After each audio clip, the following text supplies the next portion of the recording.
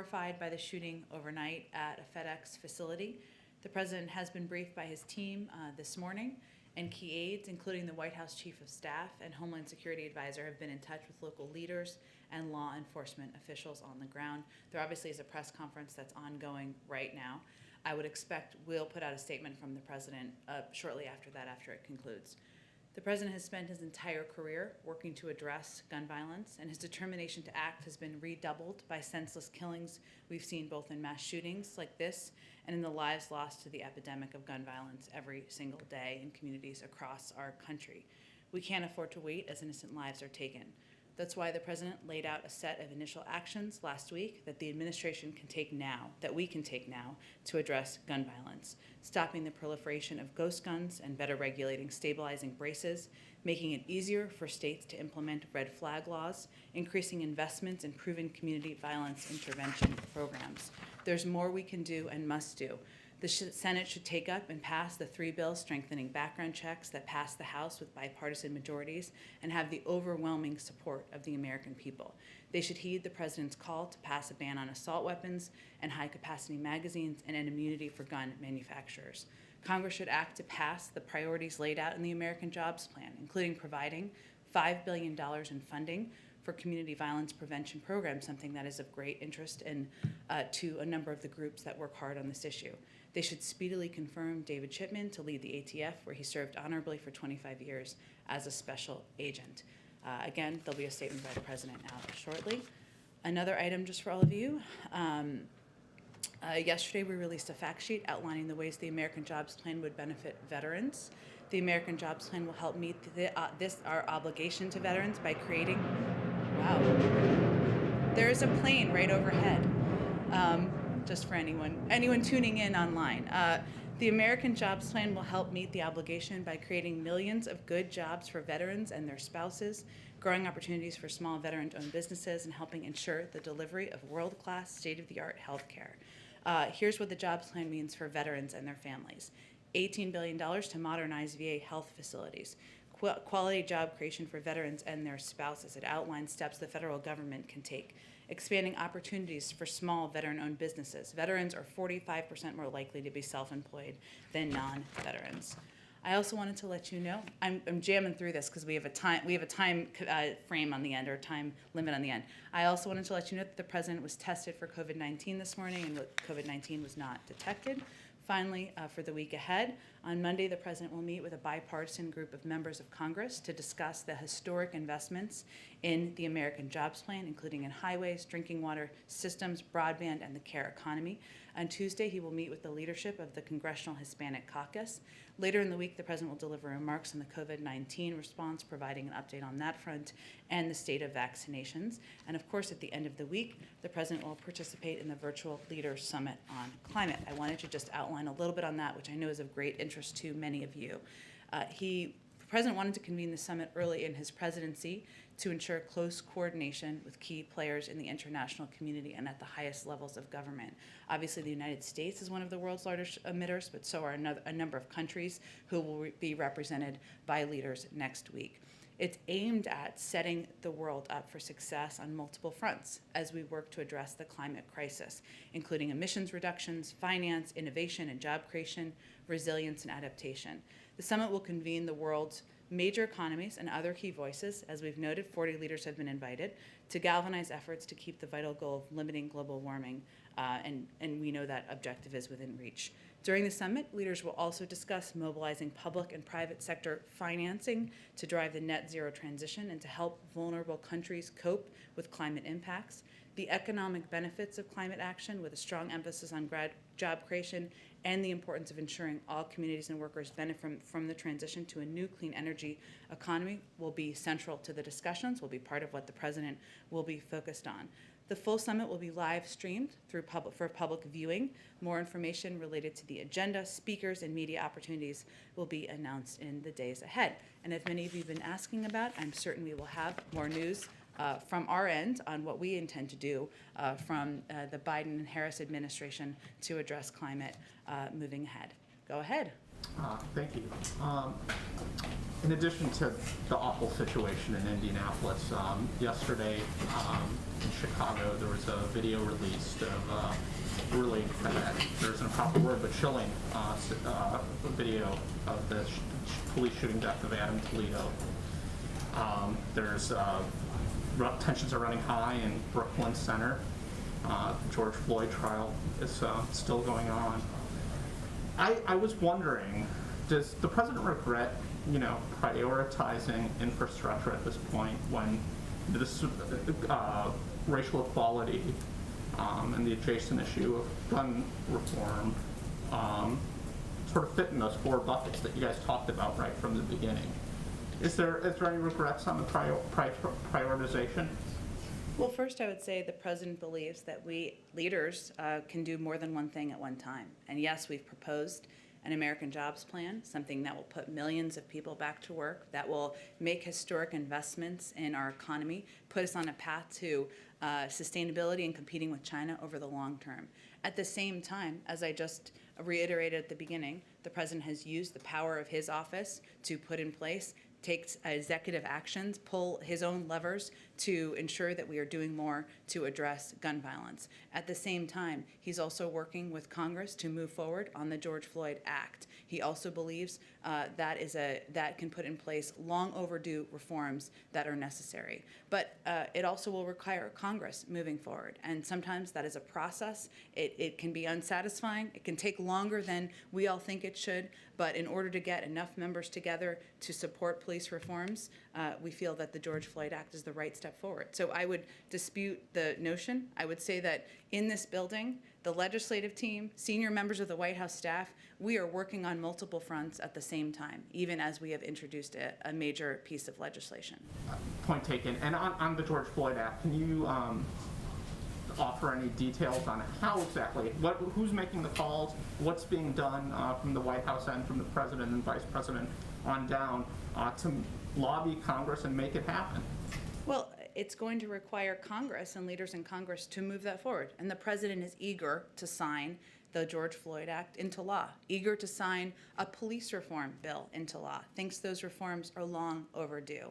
There are conversations happening on Capitol Hill that I will allow them to brief you on.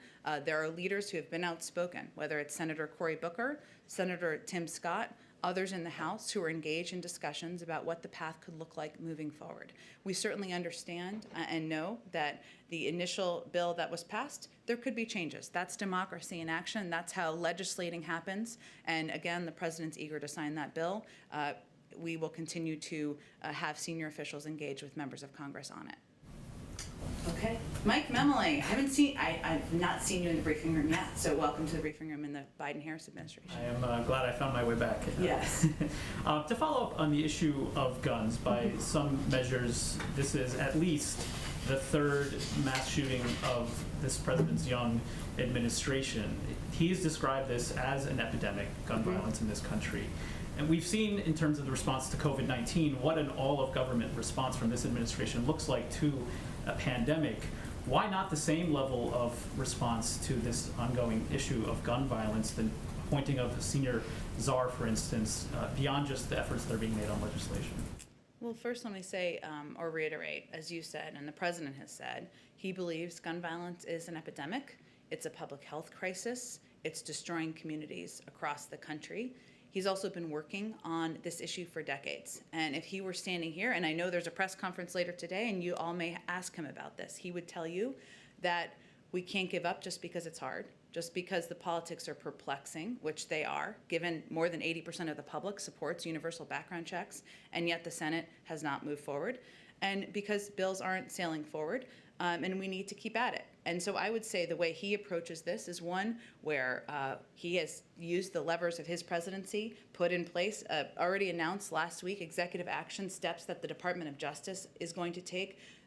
We will continue to review additional options. Those are steps he can take. In order to put permanent changes in place, in order to put permanent gun safety measures in place, that is going to require Congress acting. States can also take action. We've seen red flags laws put in place in 19 states across the country. More states than that have universal background checks. He also believes that working with advocates, many of whom he invited here last week to have those discussions, encourage them, lift up their efforts, is part of how we can move things forward. I will tell you that this is a priority to him. It's a priority to the Vice President. It's a priority to Susan Rice, who's leading the Domestic Policy Council, to Bruce Reed, who's a Deputy Chief of Staff, to Ron Klain, who's the Chief of Staff and is from Indianapolis. And this is a constant discussion and issue around this White House. So it's not going to require a czar. It is ultimately a priority to the President of the United States, which is the most important factor. On legislation, just a few weeks ago, I asked the president if he was going to be making phone calls to Republicans, in particular in the Senate, to try to advance the background check legislation there. He said he would be willing to. I know the jobs bill has been the priority. Is there more you can say about the kind of outreach he's been doing on background checks specifically? Well, I don't have any calls to read out specifically, but I can tell you that in his conversations, and he has been talking with Republicans about a range of issues, but there are a lot of topics that certainly come up. And, he believes that, you mentioned the third mass shooting. It's actually the third mass shooting in Indianapolis this year, just to give you all a sense. Today's also the 14th anniversary of the Virginia Tech shooting, when 33 people lost their lives. So in the president's view, this is an issue that is not partisan. It should not be political, despite the efforts of the NRA over time. This is an issue that Democrats, Republicans, independents across the country believe universal background checks should happen, and that certainly is the message that he will continue to send publicly and privately in conversations. On Russia, I wanted to follow up on the announcement yesterday of at least the intention to hold a summit with President Putin. The president himself yesterday afternoon said that he expected or hoped that meeting would happen. I wonder, though, why would you announce a summit intention without a commitment? We still haven't heard one from Moscow. As you know, a high-level meeting of this sort is often a point of leverage with a world leader to try to, bring back change behavior, as it were. Why was that? Why are there no conditions on this meeting if there has been one asked? Well, it was raised in the call, and so it was in the readout of the call that the president had made this offer to have a discussion and a meeting with President Putin. And that call also included a discussion and the president being clear that there would be consequences for the actions, whether it was the hacking, SolarWinds, or other problematic behavior by Russian leadership.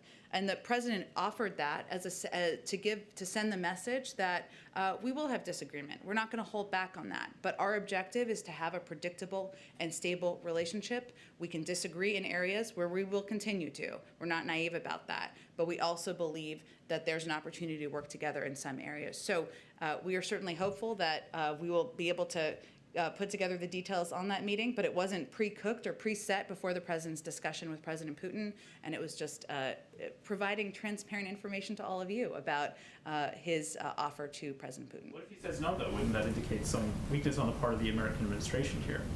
Well, I think the president's view is that Russia is on the outside of the global community in many respects at this point in time. It's the G7, not the G8. They have, obviously, we've put sanctions in place in order to send a clear message that there should be consequences for the actions. The Europeans have also done that. What the president is offering is a bridge back. And so certainly he believes it's in their interest to take him up on that offer. Go ahead.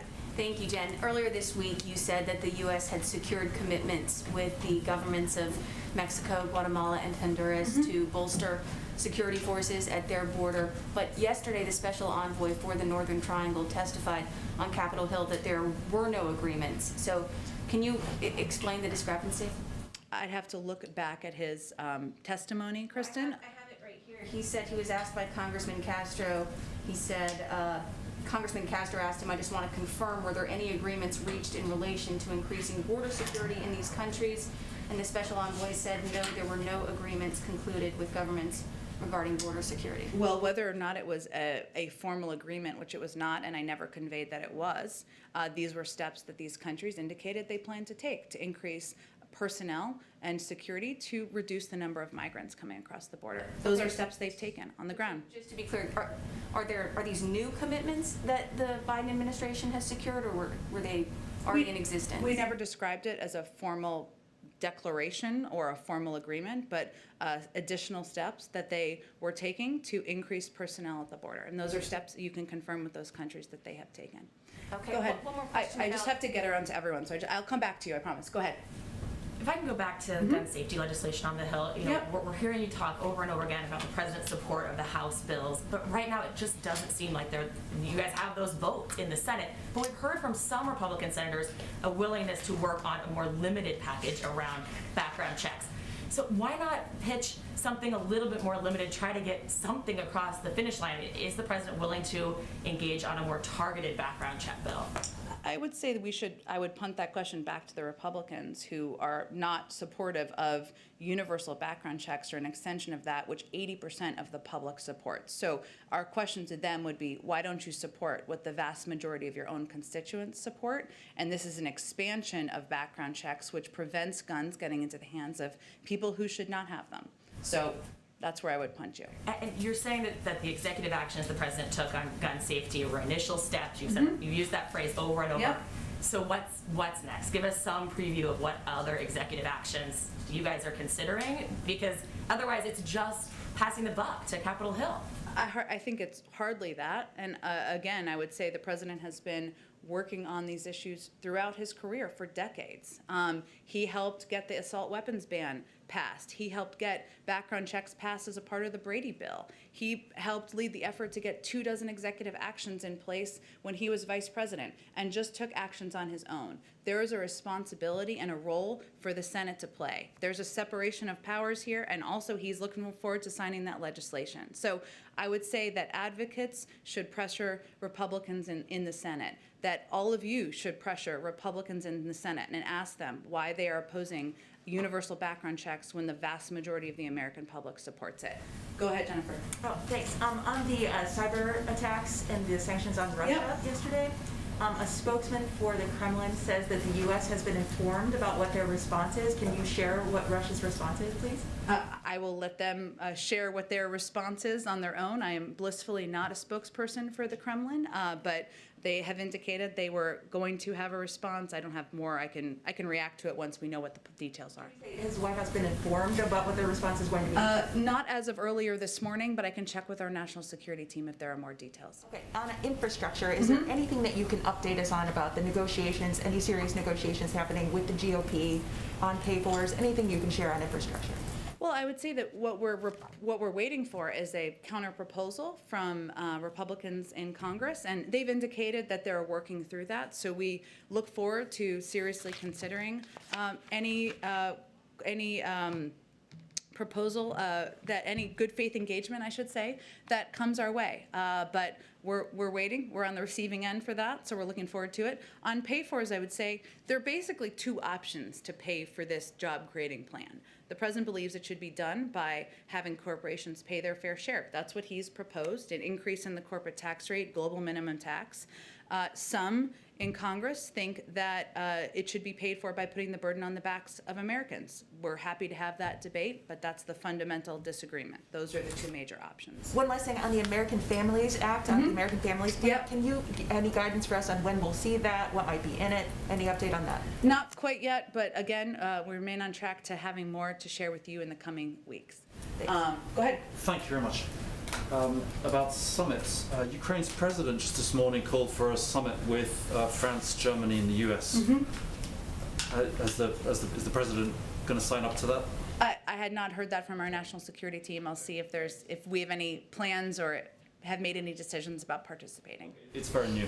Okay. And on Japan, with just less than 100 days to go to the Olympics, and even the torch relay seems to be in all sorts of trouble.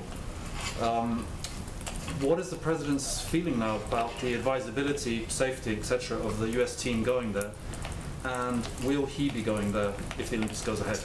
I don't have any plans to announce as it relates to travel or any international travel today. I can say that we understand the careful considerations that the Japanese government and the International Olympic Committee are weighing as they prepare for the Tokyo Olympics this summer. The government of Japan has stressed that public health remains the central priority as they plan to host the Games. Tokyo has assured us they will keep in close contact with Washington as their plans develop. But I don't have any more beyond that. I'm sure it will be discussed today, and you all may ask them during the press conference later this afternoon. Okay, can I just one more Japan question, please, since it's Japan? Go ahead. The president obviously has the environment high on his list of priorities. So will he be talking to the Prime Minister about the plan to discharge, I think it's like 1 million tons of contaminated water from the Fukushima plant, which a lot of countries in the region, and I think the UN as well, have said is not a great idea. What's his position? I expect that will be discussed. I will also convey that the Prime Minister has announced that he will join the United States in announcing a new 2030 target by the April 22nd Leaders Summit on Climate. And Japan is committed to this target and being a part of the effort to reach net zero targets by 2050. But I expect there'll be more of a readout following the meeting today. Go ahead.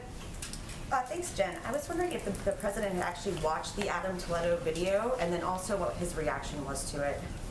I have not spoken with him this morning. I expect I'll see him later this morning. I will say for those of us who did watch that video, it is certainly chilling and a reminder that across the country there are far too many communities where there is violence that is impacting that too often in this country, law enforcement uses unnecessary force, too often resulting in the death of Black and brown Americans. The president, again, has repeatedly said that he believes we need police reform. That's what he says he's calling for Congress to send to his desk. There's an independent investigation, as you well know, and certainly we'll see that play itself through. And then also, have the Bidens been in touch with Prince Harry or any members of the royal family ahead of Saturday's funeral? And do they plan to send flowers or a wreath or any sort of gestures of goodwill? I'm not aware of any points of contact. I'm happy to check with our team and see if there's anything that will be sent ahead of time. Trevor, I'm sorry, I missed you. Go ahead. No, there's kind of a historic moment that's playing out in Cuba in terms of Castro stepping down from the Communist Party and a changing of the guard in terms of the Castro family moving on in new leadership. Do you have any reaction to that, and why haven't we seen anything from the president as far as sanctions are concerned? Well, broadly speaking, our policy as it relates to Cuba is going to be governed by two principles. Support for democracy and human rights will be at the core of our efforts through empowering the Cuban people to determine their own future.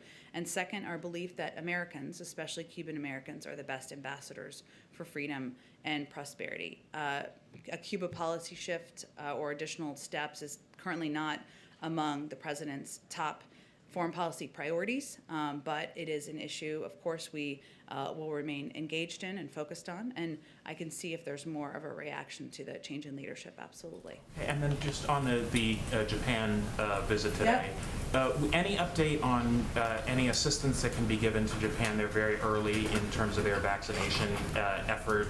Is that something that's going to be discussed? Do you have anything to offer them on that? And then is there an update on North Korea as well? There's some indication that they have additional reprocessing capabilities that will allow them to produce more fissile material for nuclear weapons. Sure. Well, first, we do expect that President Biden and the Prime Minister will discuss COVID and efforts to address and get the pandemic under control.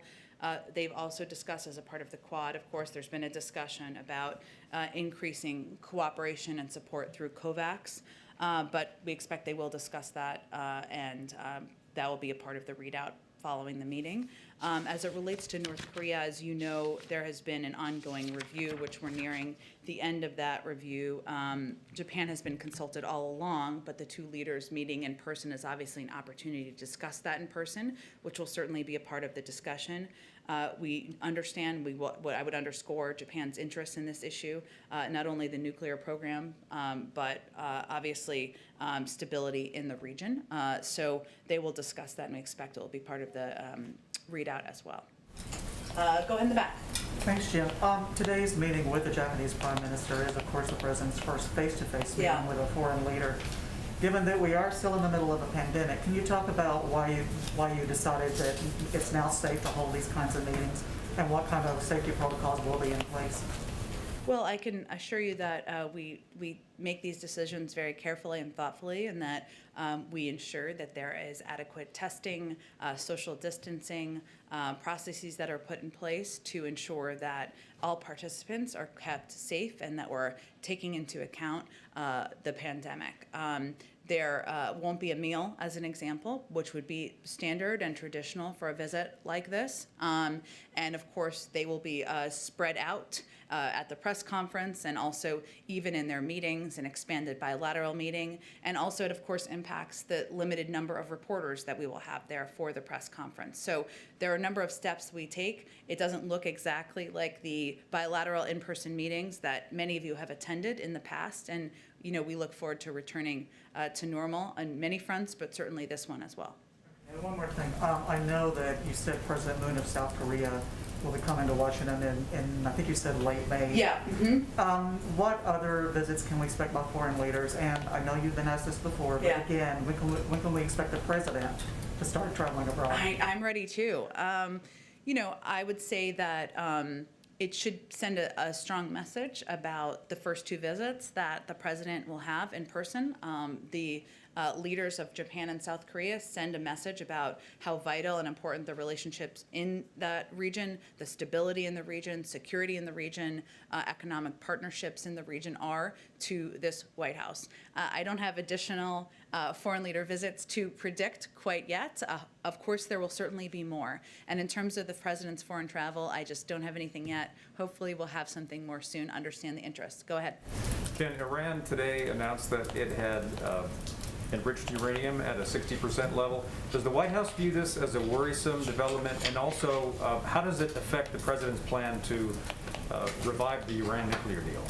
I believe they made the announcement earlier this week, but regardless, as we stated earlier this week, we take seriously Iran's provocative announcement of its intention to begin enriching uranium to 60%, which the P5+1 should be unified in rejecting.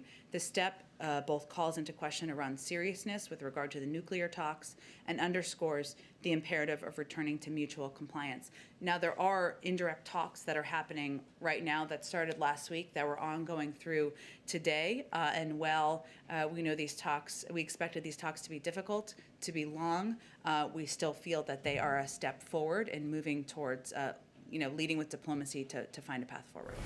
One more on Russia. The president yesterday did not mention Alexei Navalny in his remarks at all. Obviously, the U.S. had taken earlier action. Yeah. The president had spoken earlier. Was there a reason why there was the omission of Navalny yesterday? He was announcing steps in reaction to the other parts of the review. We had already announced sanctions as it related to Alexei Navalny, and we had previously announced those, which I know a lot's happening. So, Right. yeah. Let me just get around to everybody. Go ahead. Yesterday, you said that President Biden remains committed to raising the refugee cap to the higher levels you previewed. But advocates have been questioning whether the delay to that move is based on the situation in the border. Is it true that President Biden doesn't want to raise the refugee cap while the situation at the border is like it is right now? Well, I actually expect we'll have some more news on this today. So stay tuned. But I would say that it is a factor. ORR, which is a part of HHS, does do management and has personnel working on both issues. And so we have to ensure that there is capacity and ability to manage both. Now, I will say that the other piece that has been a factor is that it took us some time to see and evaluate how ineffective or how trashed in some ways the refugee processing system had become. And so we had to rebuild some of those muscles and put it back in place. But I expect, again, we'll have more news on this today, and we'll share that with all of you. Go ahead in the back. Thank you, Jen. Another question about press meeting with Japanese President Suga. Yep. Yesterday, senior officials say Taiwan will be on the joint statement. Can you talk more about Taiwan? Or are you going to say be patient, stay tuned, wait until joint statement, or? Well, we've been clear publicly and privately about our growing concerns about China's aggression towards Taiwan.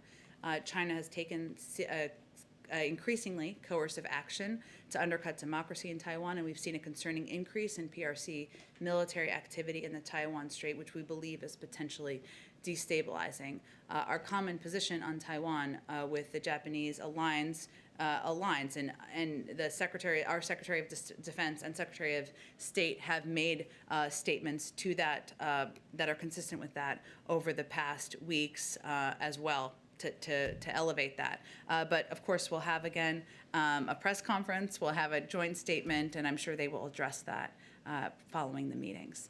Go ahead in the back. Thanks, Jen. The U.S. ambassador to the UN, Linda Thomas Greenfield, talking to a group on Wednesday, essentially said that white supremacy is woven into our founding documents and principles. Now, this statement is getting widely criticized as essentially parroting Chinese Communist Party talking points. So is the president going to remove her from her position as the representative before that body to promote United States values?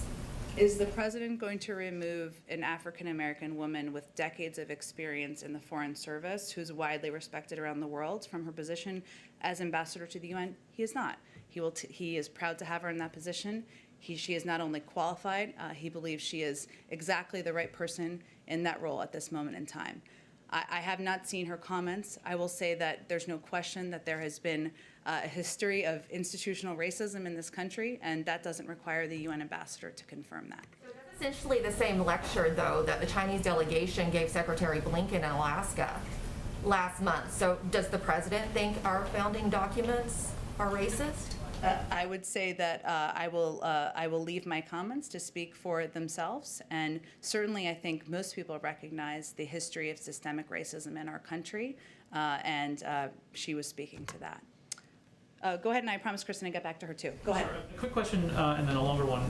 In terms of, you said the president had been tested for COVID-19 today. Yeah. Has that been regular, or is that specifically part of the protocols for today's foreign leader He's visit? tested every couple of weeks, and we try to provide those on a timely manner, the updates. Today was the most timely, so we will continue to try to do that moving forward. And then I wanted to ask you about some new reporting from one of my colleagues, Okay. Carol Lee. She has a new piece about secret Facebook groups that are primarily composed of special forces, which include some of the postings, very racist language, criticism of the government, even some QAnon-type conspiracy theories. I wonder if you had a reaction to the report, and also if you could give an update on the tasking that the president had issued for some of the intelligence community as well as DHS on domestic extremism. Yeah, so it is a 100-day review, which we are getting close to the conclusion of, and a lot of the analysis or the review has been done, and now we're working on the policy phase of that, and I expect we'll have more to say after that 100-day review concludes. And certainly that review is looking at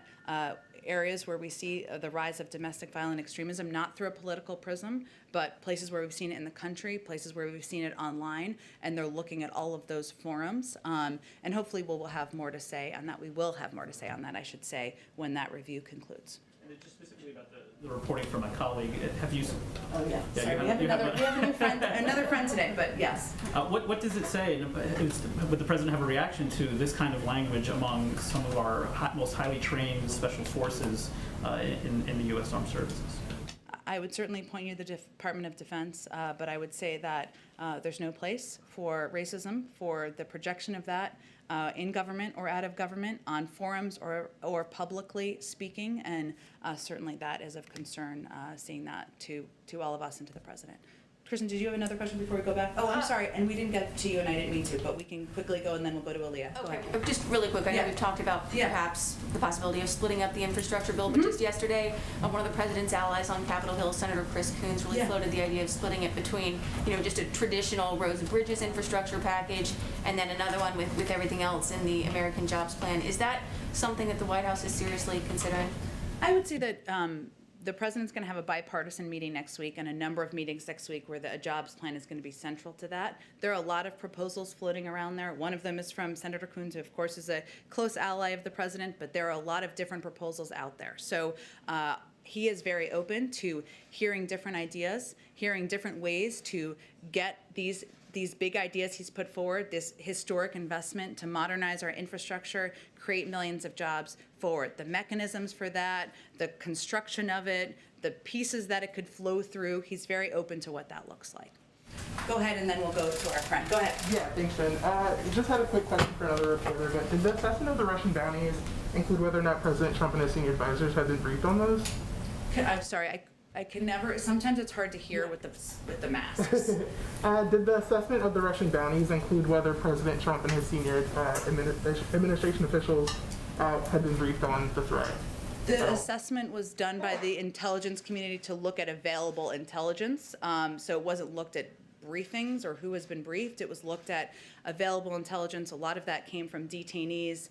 Some of that, and hence we announced it was low to moderate confidence, but it's really not done through the prism of politics or the prism of current and past, political appointees, but done through the intelligence available and what can be assessed on that basis. Okay. Hello.